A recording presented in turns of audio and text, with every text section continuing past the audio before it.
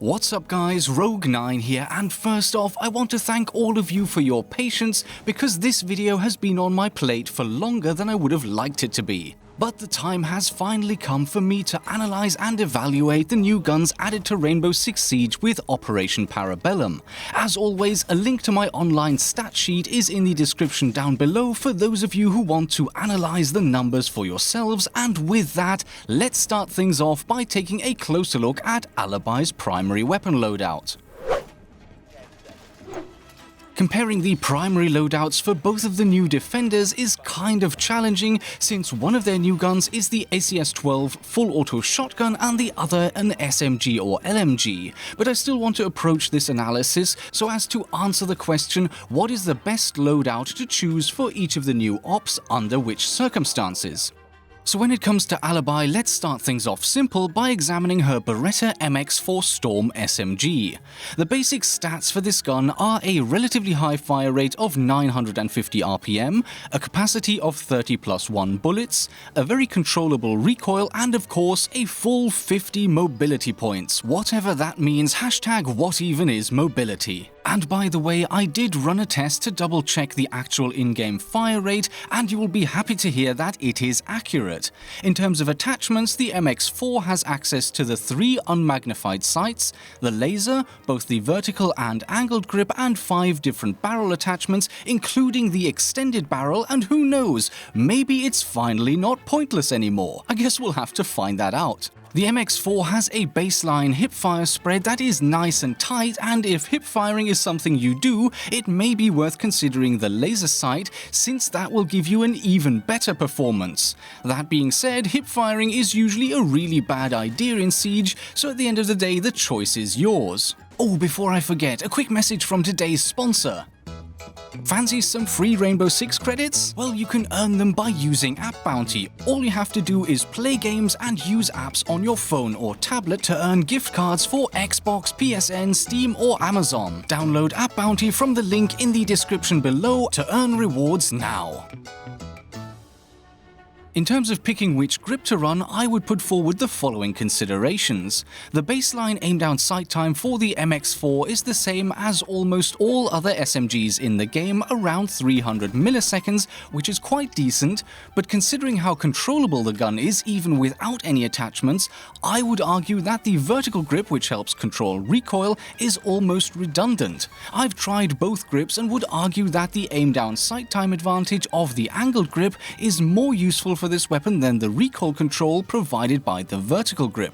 For a detailed breakdown of the benefits of both grips, see my video from a little while ago, link in the end card. And last but not least, in terms of muzzle attachment choice for recoil control, I have also covered this topic in a past video, so I will not go into too much detail. Let me just say that according to my in-game tests, the muzzle brake is the most suitable for pretty much any weapon, but it also comes down to personal choice a little, since all of the different adapters also affect other factors such as horizontal sway or how much the muzzle flash interferes with your target acquisition. The only open question here is whether or not the extended barrel is finally worth using, and for that we need to examine the gun's damage drop-off profile.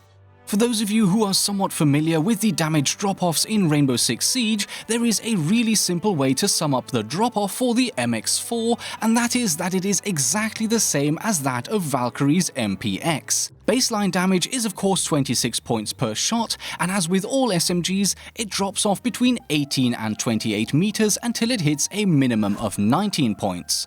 That means 4 upper body shots to take down a 3-speed operator at close range up to 17 meters, going up to 5 shots up to 27 meters or lower, and 6 shots anywhere above 28 meters. That's not great, and the only redeeming factor here is the high fire rate of 950 RPM. This gives the Mx4 a damage output of 412 DPS, which is pretty close to the 407 DPS average for SMGs, and exactly the same as that of Frost's 9mm C1, and very similar to Ella's Scorpion, which does 414 DPS. So it's not great, it's not terrible, it's okay, and as long as you're aware of the fact that you may need to land up to 7 body shots to down a 1-speed operator, you should be able to do quite well with the Mx4. And now let me finally get to the extended barrel. As you will know from my past tests, the extended barrel increases the minimum damage a gun does after drop-off.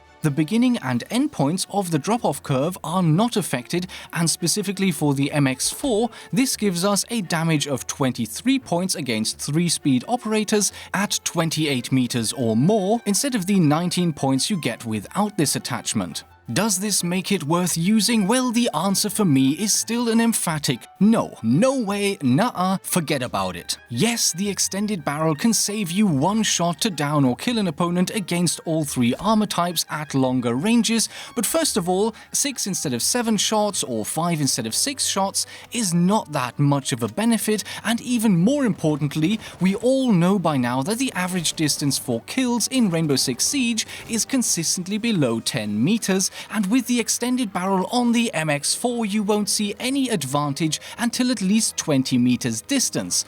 Nope, my conclusion remains extended barrel, pointless, don't do it.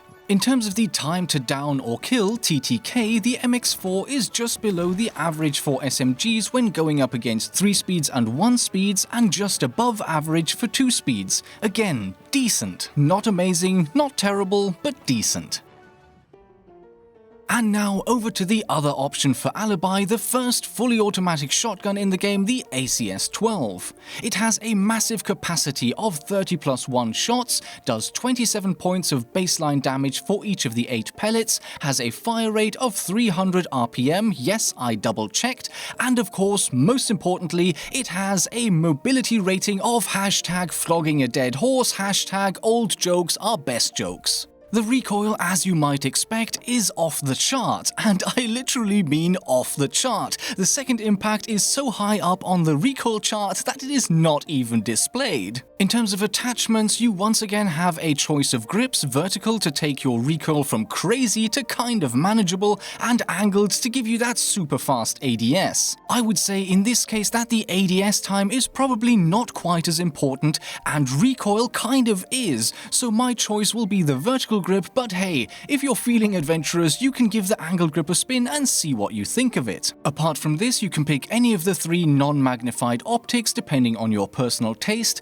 and of course there is the laser for a 25% tighter hipfire spread. I've discussed the advantages and disadvantages of the laser in a separate video as well, and the short version of all of my tests and reasoning around that video is that yes, there are risks around using the laser, but the improvement to hipfire spread can be very useful, especially for shotguns. So for the sake of being able to actually use the ACS in combat, I would say that it may well be worth attaching. And now, to start off our analysis of this weapon, let's first look at the raw damage drop-off stats. 27 damage times 8 may sound decent, but if you think back to my pre-Parabellum video comparing all of the shotguns, you will remember that previously the lowest damage per pellet was 30 on Caveira's Spaz 15. To make matters worse for the ACS, damage starts to drop off after only 2 meters distance to target and continues to drop all the way to 17 meters and onwards, where the damage is 12 points per pellet. So I think it's already safe to conclude here that the large mag and full auto fire capabilities of the ACS are balanced out with subpar damage. But we have to also consider the gun's pellet spread when judging the damage potential. In this sense, the ACS is a bit weird. The hipfire spread while standing still is really good, basically the same as the best primary shotguns, the SG CQB and the M870. When it comes to the ADS spread or the hipfire spread while jogging though, the ACS is quite poor. Pretty much as bad as that of the SASG12 or the FO12. So the ACS has relatively good stationary hipfire, but does that help at all? I really struggled to see how, since the most common engagements will either be while aiming down sight or while moving, or maybe even both. Now let's combine some of the stats we know to calculate some quantifiable results that will let us evaluate the ACS compared to other shotguns in a more practical way. If we multiply the damage per pellet at each distance with the fire rate and an estimate of how many pellets will land on target at each distance based on the spread, we end up with an adjusted damage per second figure. This can be calculated for each of the 3 spread types we measured earlier: ADS stationary, hipfire stationary, and hipfire moving. And okay, to be fair, calculating the stats for 3 different types of spread is kind of overkill. The differences are not that significant and only occur between 4 and 16 meters, because up close all 8 pellets will hit, and above 16 meters you will usually land just 1 pellet in all 3 cases. Nevertheless, what's done is done, and the important takeaway here is that the ACS's DPS of 1080 points is pretty good, and puts it above most other shotguns in the game, but this advantage evaporates pretty quickly, and by 5 meters or maybe 6 meters distance the gun is pretty mediocre. As is to be expected, the potential one-hit kill distance of the gun, assuming perfect center mass aim, is just that little bit lower than most of the other shotguns, but that's not really an issue given the fire rate and magazine size. The ADS time of the ACS is very comparable to most other guns at around 300 milliseconds, but with the angled grip you can get it as low as 174 milliseconds, which is blazing fast and very helpful if you can manage the recoil without the vertical grip. Reload time for the ACS is essentially the same as that of the SASG, and compared to the other mag-fed shotguns, it is straight up the worst in the game right now, but what could we really expect with 30-round mags? From a balance perspective, the less often you have to reload, the longer the reload should theoretically be. So what does all of this mean? Well, the ACS is definitely a unique weapon with characteristics that, at first glance, might suggest that it is far more powerful than all of the other shotguns. But when all the different stats are factored in, we can see that it is simply a decent shotgun in terms of its combat capabilities. It's not the best choice, but definitely capable as long as you get as close as possible to your target and hold on to that trigger as long as it takes for your opponent to understand that you really want them to sit out the rest of the round. At the end of the day though, the fact still remains that shotguns as a whole are an inferior weapon class in Rainbow Six, and for good reason. In many cases, bringing a shotgun is not about taking on your opponents, but instead it is about the breaching capabilities that this weapon class brings with it. This is most important for defenders reshaping the map in the pre-round phase, but to a degree can also be true for attackers. Is the ACS a good tool for reshaping the map? Well, I think we all know by now that it is hands down the best in the game by far. Deleting entire walls, ceilings, or floors in seconds can be awesome fun. But is this necessary for any given defensive setup? Sadly, I don't think it is, so as awesome as the ACS is as a tool of destruction, your team is probably better off with a different operator bringing a shotgun and Alibi sticking to the Mx4 as a much more versatile combat weapon. One thing I will say though, if there is any particular type of operator you would want with a shotgun, it's probably a 3-speed, since they are more capable at quickly rounding a corner or closing the distance to their target compared to the slower ops. At the end of the day, if you want to bring the ACS12 for its incredible meme factor, I would say that you may as well equip it on Alibi. So there you have it, all of the details on the capabilities of the ACS and Mx4 and how to best set these guns up and use them in practice. As mentioned at the beginning, if you want to peruse these stats at your own leisure, you know where to find the link. Over to you, what do you think of these two guns? Do you ever run the ACS, and do you manage to have any decent success with it? Let me know in the comments section below. One last comment before I leave you for today. If you have enjoyed my YouTube streams in the past, you may wish to follow my still relatively new Twitch channel. I will be doing most of my streaming over there from now on, and once again, link in the description. And with that, many thanks for watching, I hope you enjoyed the video, and I will see you in the next episode.